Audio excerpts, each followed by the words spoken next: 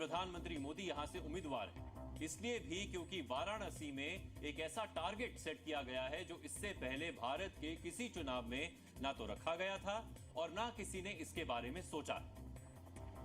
और ये टारगेट है अब की बार 10 लाख पार।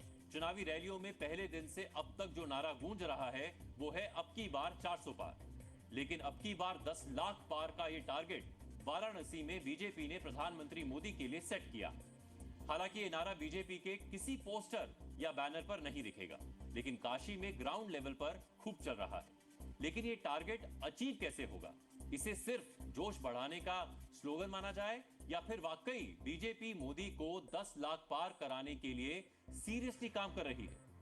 कुछ तस्वीरें आपको दिखाएंगे, लेकिन पहले 10 लाख पार की बात कहने वालों को आप सुने।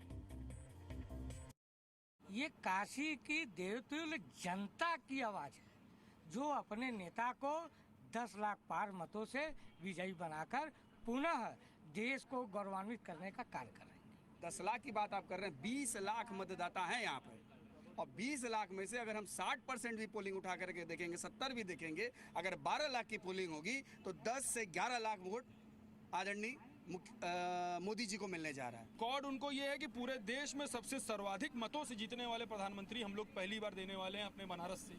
हम लोग ये कोशिश कर रहे हैं कि वो सबसे सर्वाधिक मतों से हमारे पार्लियामेंट में जाएं। पहले की अपेक्षा अभी जो जितना काम हुआ है, काम बहुत ज़्यादा हुआ है, तो इसकी वजह से जो है 10 लाख तो सर जाना ही है। हर तरीके से क्षेत्र देखा जाए, चाहे वो इंफ्रास्ट्रक्चर हो, चाहे आपका विकास किसी भी तरीके का हो, रेल्स हो, रोड्स हो, किसी भी तरीके का, उन सब में बहुत अच्छी ग्रोथ है। तो उसको देखते हुए, उनके मद्देनजर हर काम को देखते हुए जरूर इस 10 लाख पार जाया जा सकता है। अब 10 लाख पार का ग्राउंड वर्क देखिए।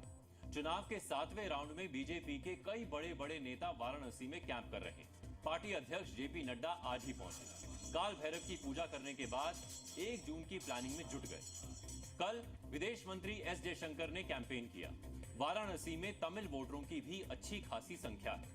केंद्रीय मंत्री पीयूष गोयल सुबह से एक्टिव हैं। उनकी सुबह बनारस मोदी के नाम योगासन से शुरू हो रही है और दिन का वक्त खास तौर पर वैश्य समाज के वोटर्स के साथ बीत रहा है। वाराणसी में ब्राह्मण वोटरों का जिम्मा महेंद्र नाथ पांडे और डिप्टी सीएम ब्रजेश पाठक जैसे ब्राह्मण नेताओं पर है। भूमिहार वोटरों को बांधे रखने की जिम्मेदारी गिरिराज सिंह पर है और यादव वोटरों को रिझाने का असाइनमेंट मोहन यादव के पास है। मोटिव एक ही है, टोटल वोट बढ़ाना। और इस बैटल ऑफ बनारस पर होल सोल कमांड है मुख्यमंत्री योगी आदित्यनाथ और गृह मंत्री अमित शाह की।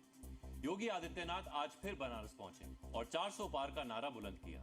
वहीं अखिलेश यादव गाजीपुर में थे, उन्होंने भी पलटकर जवाब दिया।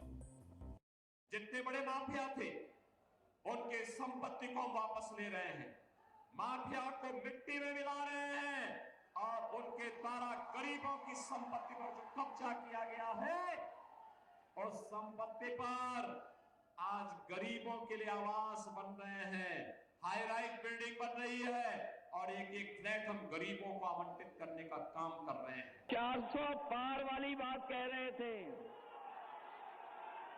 400 पार, वो अब 400 हारने जा रहे हैं।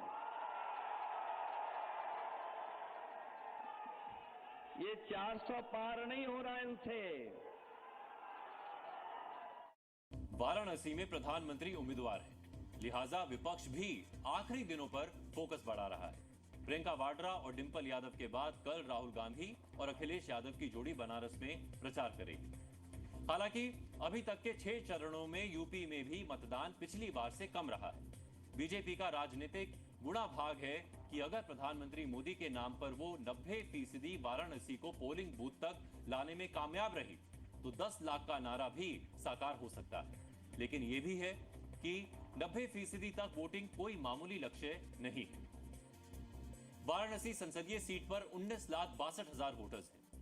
2014 में नरेंद्र मोदी को 5,81,000 वोट मिले थे। मोदी ने यह सीट 3,71,000 वोटों से जीती थी। 2019 में मोदी को 6,74,000 से ज्यादा वोट मिले थे। मोदी ने यह सीट 4,79,000 वोट के अंतर से जीती थी। लोकसभा चुनाव में अब तक का जीत का सबसे बड़ा अंतर 2019 में रहा है। बीजेपी के ही 4 उम्मीदवारों में से 2 ने हरियाणा